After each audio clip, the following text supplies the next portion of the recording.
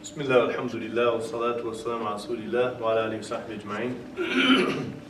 So we're continuing here about the life of the fourth caliph and the rightly guided successors to the Prophet sallallahu alaihi wasallam, Ali ibn Abi Talib radiallahu anhu. And the scholars, they often used to say, Karramallahu wajha. May God give nobility and greatness to his face. Ali radiallahu anhu was a very deeply devoted person to the Holy Quran. He was living in the house of the Prophet ﷺ when he was a small boy, like 10 years old. And so when ayat used to come, he would learn them directly from the mouth of the Prophet ﷺ. And he stayed with the Prophet ﷺ right by his side, like Abu Bakr, throughout his life. So he was one of the handful of people, because he was also literate. He learned how to write. And so Ali ibn Abi Talib used to keep, radiallahu anhu, a actual copy of his own mushaf. And some of the actual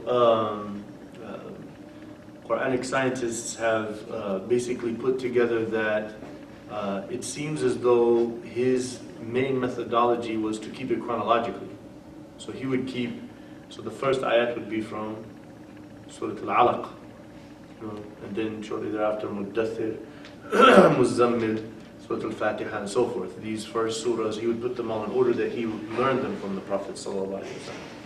And then he would obviously adjust in his understanding of memory as the angel Gabriel would come to the Prophet ﷺ and teach him the divine wisdom in how all of these ayat would be ordered in the manual of guidance that is the Quran.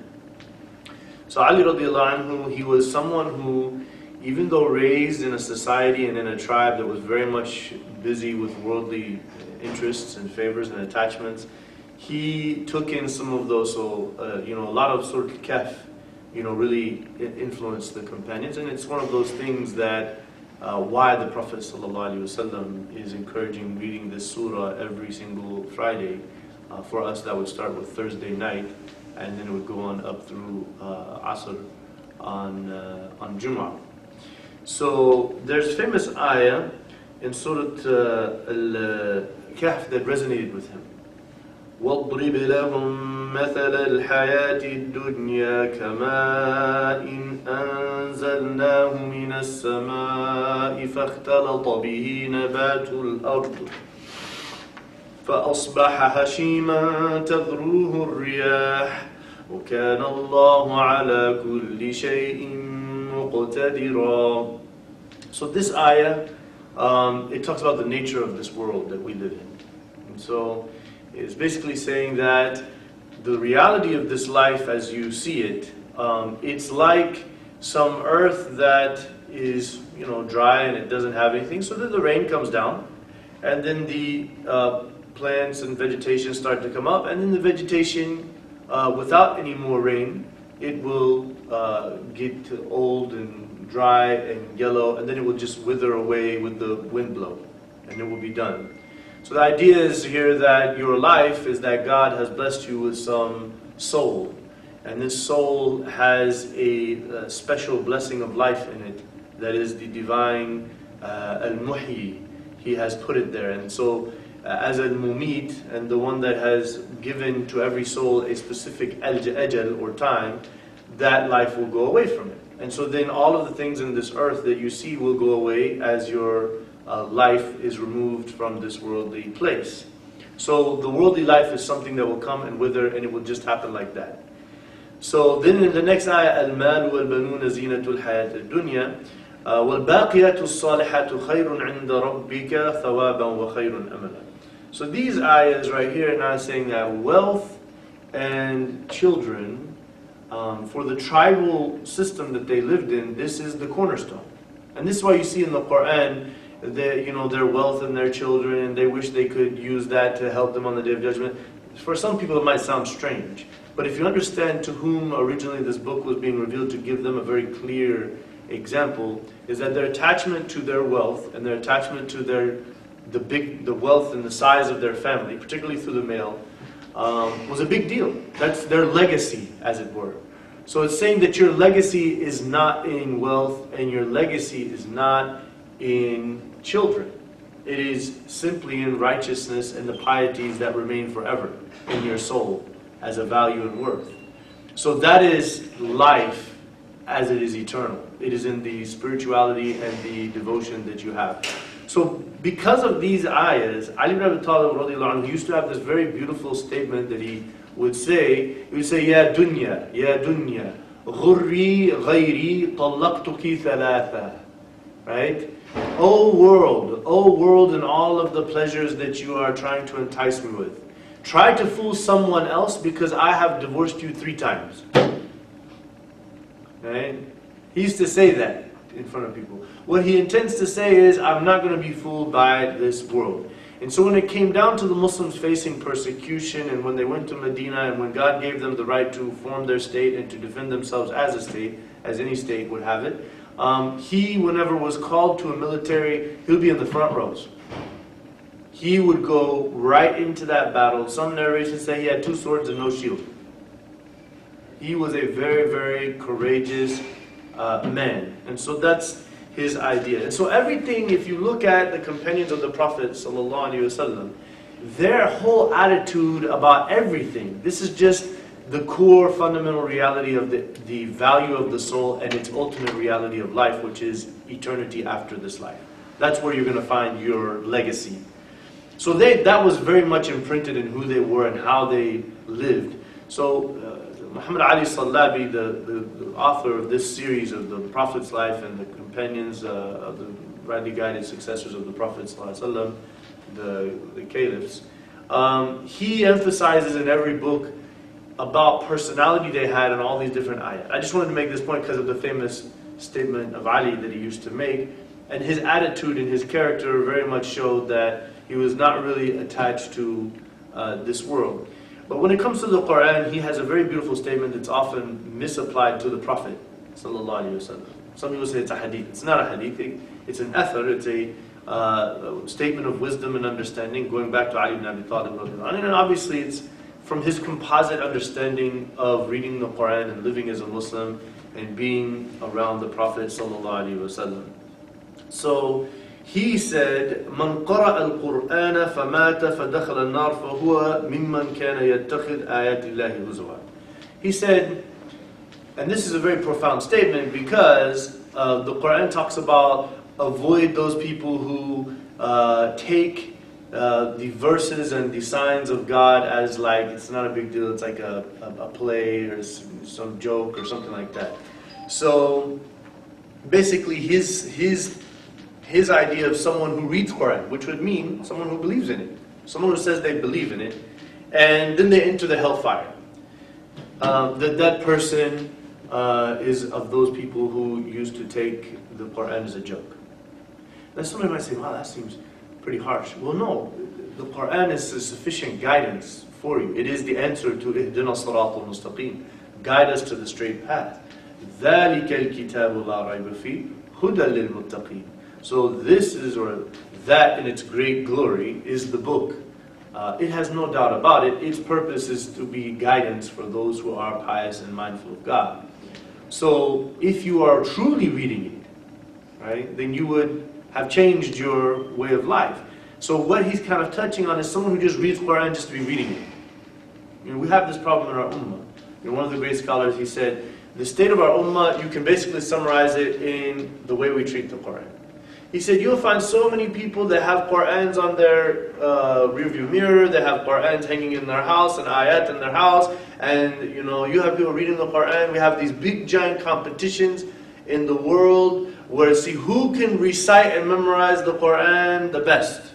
But he said, where is the competition in who can explain the tafsir and the depth of linguistic beauty and eloquence of the Qur'an? You don't see any contests. You don't see any big prizes and any great recognition for these things. You see people with the Quran in their cars a lot, and then they want to kiss it. Some people actually wear a Quran pendant or something like this. So this is the superficial Quran that Ali radiallahu anhu was warning us about. It should be something that you ponder over and reflect, and it becomes part of you and who you are. And it sounds mystical, but what it is the more you read Quran and the more it kind of comes into you, it starts to govern your thought processes in your eyes and your ears. And that's the famous hadith that I become his eyes that he sees with, and his hands that he motions with, and his feet that he walks with, and his ears that he hears with, and so forth. So then he said, طوبى لهؤلاء كانوا أحب الناس إلى رسول الله صلى الله عليه وسلم وكان يقول ما كنت أرى أحدا يعقل ينام قبل أن يقرأ الآيات الثلاثة الأواخر من سورة البقرة. So he said, the people who are most beloved to the Prophet ﷺ, glad tidings to them. What he means is, those people who are most close or closest to the Prophet ﷺ, you will find their relationship with the Quran in its holistic meaning was the deepest of all people. And that's obvious, because the Prophet ﷺ was the Quran as a walking, living human being. Everything he did, Aisha radiallahu anha said, if there was any action that he did, you can go in the Quran and explain it. كان مترجم بكتاب الله. He was a walking translation of the Quran for people.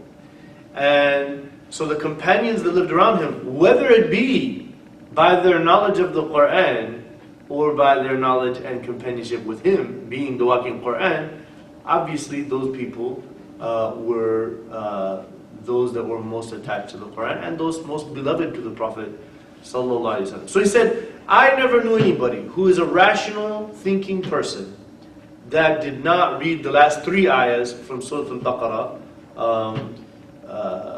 before they sleep.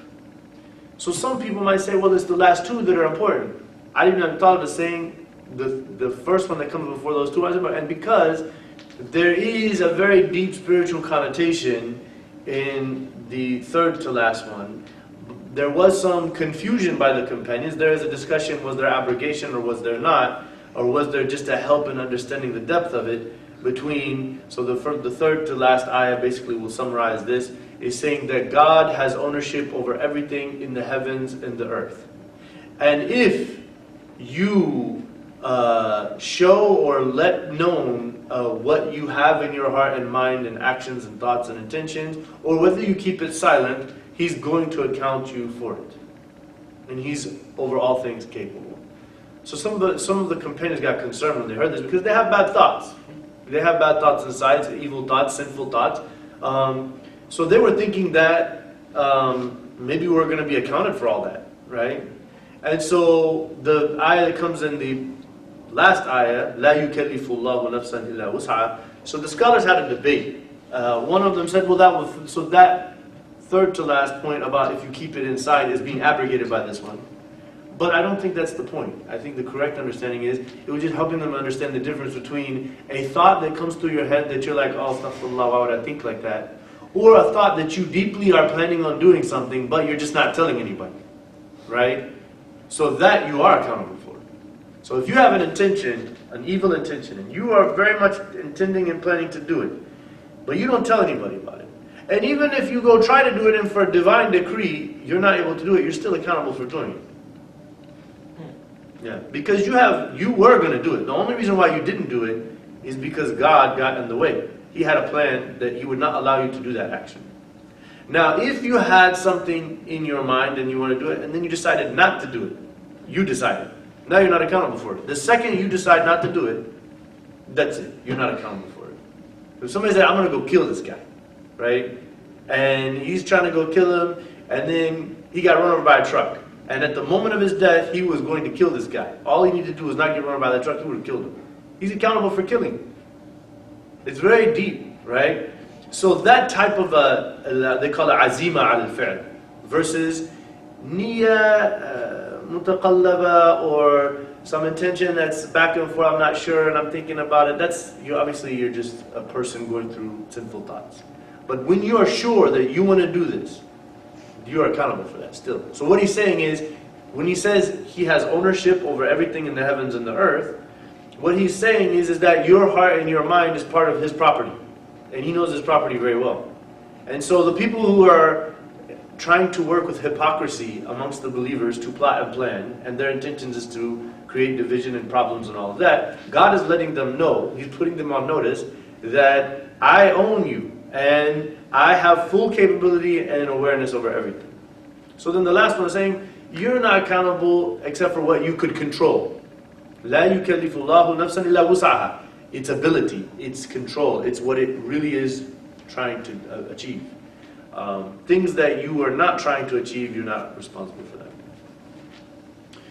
Okay, so then the next phrase, he says, أهل القرآن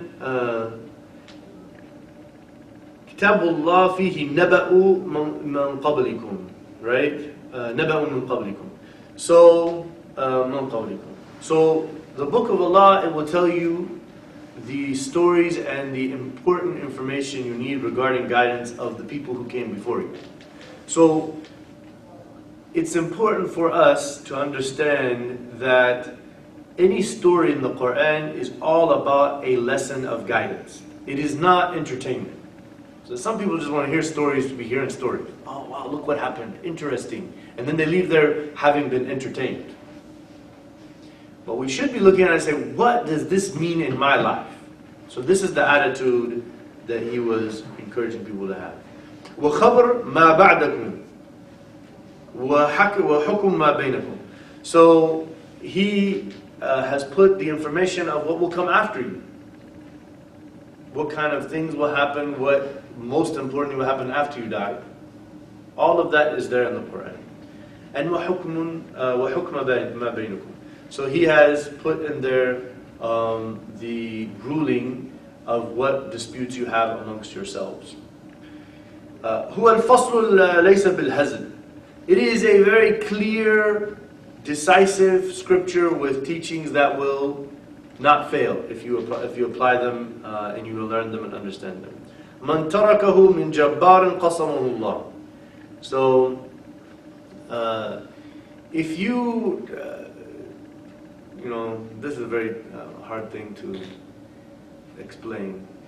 If you left this by something that you could not control, something is, forcing you to it, He will take care of it.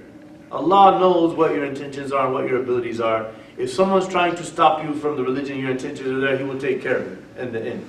Right? Meaning whoever has intended to follow the Quran, but circumstances are forcing them away from it, out of their control, you're in Allah's protection. وَمَنِ ابْتَغَى الْهُدَى فِي غَيْرِهِ أَضَلَّهُ اللَّهُ. Whoever would seek guidance in something other than the Quran will be misguided. Now somebody might think, what does that mean? Now I can't read the 7 qualities of the most successful people, Stephen Covey and all that stuff. No, that's not what it's saying. What it's saying is, if you said, well, the Quran is just like an old book or something and I don't really know, and so I need to go to these other things to primarily understand my purpose and meaning in life. Philosophers, other scriptures, whatever it may be, then now you have been misguided. But if you're like, well, the Quran is my foundation, and I have studied it, and I still study it, and I will continue to study it, and I am very much affected, and that is my connection to God is through this divine revelation sent to the final messenger to mankind, sallallahu alaihi wasallam. But I would like to extend my knowledge as he has requested of me to do, to read things for benefit, and I will use the Quran as my muhaymin, as my criterion judge on values and qualities. So if I read from something else that conflicts with the Quran, I am sure that that is wrong guidance. If I'm being encouraged to partake in something that is not important in the Quran, and I'm supposed to be making this the most important thing in my life or the biggest priority, and the Quran did not make that a priority, then I will not follow that scholar or teacher or philosopher or whatever. I will stick with the Quran as my source of guidance. وَهُوَ الْحَبْلُ الْمَتِينُ. It is the very firm rope to hold. Meaning, if you want to stay on the straight path, stick to the Quran. وَهُوَ الذِّكْرُ الْحَكِيمُ. It is the reminder with deep wisdom. So dhikr is something that reminds you of something that keeps you in the right train of thought on what's important. Al-Hakim is it makes you to understand the right way to deal with things. The right way to deal with circumstances and people is called hikmah. So the Quran is helping you through all these different examples and through all this categorizing of right and wrong and purpose and meaning and all of that. It's giving you wisdom of how to deal with different people and circumstances accordingly. وهو الصراط المستقيم. This is the straight path. وهو الذي لا تزيغ به الأهواء ولا تلتبس به الألسن. So he said, no matter how much desires people have to power and whatever that they have and personal desire, you cannot misunderstand the Quran through someone's desires. The Quran will always have a very clear-cut answer to the problems of human desire. It's a very, very meticulous, thorough scripture. وَلَا تَلْتَبِسْ بِهِ الْأَسْوَدِ. You can't try to, the Quran is not something that's hard to recite, and it's not something that you could confuse by trying to recite. Like somebody gave me this version of something called the Furqan or whatever that some Christian guy wrote he's trying to do. After 14 centuries, he's decided he's going to meet the challenge that all the great Arabs of the time were not able to do. So he wrote something, and basically what he's doing is he's just changing some styles of the Quran and adding something else, and so it's clear that that's not Quran. Like you can tell, even though he's trying to use the Quran as his model of structure and flow, you can just tell, no matter who you are, even just as an Arab, someone who knows the Arabic language, you would know that this is some attempt at making Quran and is, confused in and of itself. وَلَا تَنْقَضِي عَجَائِبُ. That the amazing signs and wisdoms and capacity for dealing with things and secrets of guidance and miraculous truths, it will never end. So the Quran, you'll notice in Taraweeh, that when you're reading, if you're doing the khatam, if the imam finished on, like 26th, 27th night or whatever, then on the 28th night, what is he going to do? He's going to come out there, he's going to come out there and it's a circle. It keeps going. Because that's how you read it. It's like, oh, I read that book, mashallah, put it back on the shelf. No. You keep reading it. There's a great scholar from India, Abu Hassan Nadwi, rahimahullah ta'ala, one of the great scholars of our era. He wrote a little explanatory booklet on Surah Al-Kahf. He had been reading it his whole life. Sheikh was like 70-something, and he wrote a little booklet on Surah Al-Kahf. He said, wow, I just want to make sure that I leave for the people the things that I learned over recent years about Surah Al-Kahf. Just proving that the more you read it, some verse will come to you and you'll be looking at it in a way, and you'll see something and a wisdom, that you did not see before. And the scholars have done this in tafsir books. That's why we can fill this room and many rooms with books of tafsir. Scholars have been explaining the Quran and giving the wisdoms and things they've learned and adding new wisdom to it. So I was reading one about Thu'ban and Hayya and the difference between the two. And so whenever he talked about Moses, when he was first shown it, he said Hayya. So in old ancient Arabic, Hayya is it's a small snake, right? So Moses, God doesn't want to run him off. He needs to make him the prophet, right? So he's just showing him a sign. So it became small snake. And he's like, pick it up. So you have no problem, small snake? Okay, I'll pick it up, no problem, right? But when it was in the court, it says Thu'ban mubin, right? To scare all of the people, it became a giant snake, right?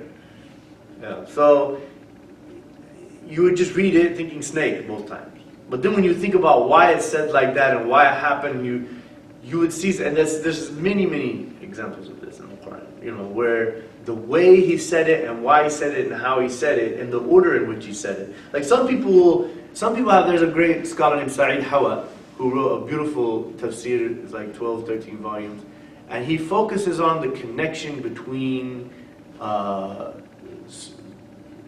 subject matter. So you will find if you're reading Surah Al-Baqarah, for example, or any surah, big surah, okay, why did we leave that subject and go to this subject? And what's the relationship between the two, right? A common person who doesn't know, or a non-Muslim might think that this book doesn't seem to follow, right? We have to be honest with ourselves. That's what it looks like to the average looker. But for the deep reflector, you will start to see amazing connections between the two, right? So for example, Surah Al-Hadid, okay? You know, Surah Al-Hadid, he says, أَلَمْ يَأْنِ لِلَّذِينَ آمَنُوا أَن تَخْشَعَ قُلُوبُهُمْ لِذِكْرِ اللَّهِ وَمَا نَزَلَ مِنَ الْحَقِّ. Isn't it time for the believers' hearts to awaken and see the truth and embrace the revelation that has come through with truth? And don't be like the people of the book who had revelation before, and then their hearts hardened, and over time they became rebellious and so forth. So the next ayah says, اعلموا أن الله يحيي الأرض بعد موتها. And know that God can give life to the earth after it was dead. Somebody might say, why don't we just switch from that to that? Well, revelation coming down on the heart is like rain coming down on the land, and then it gives life, and so the revelation should be giving life to you. So look at how He does the earth, make that be like the same with your heart. And it's the same thing. إِنَّ الْمُصَّدِّقِينَ وَالْمُصَّدِّقَاتِ. The next ayah is directly related to both of these, in that when you keep giving charity, then that charity gives life to people who are poor and have a very bad life. And you see? But you wouldn't think like that if you were reading it, like quickly. You just be like, okay, 3 different subjects. No, religion, do good stuff, you know. God has made rain and all that, you know. That's the simple person. But the one who's لَا تَنْقَضِي عَجَائِبُ. That's the point. وَلَا يَشْبَعْ مِنْهُ الْعُلَمَاء. Exactly what I'm talking about. The scholars are never satiated from it. If you're a person of knowledge, you will keep reading it and you will be like, wow, that's something new, that's interesting. Wow, that's, you know. مَنْ قَالَ بِهِ صَدَقَ. If someone said in response to a situation or a person, at no matter what, they spoke the truth. That's the truth. If you use an ayah, what can anybody say? Use ayah. وَمَنْ عَمِلَ بِهِ أَجْرٍ or ujr.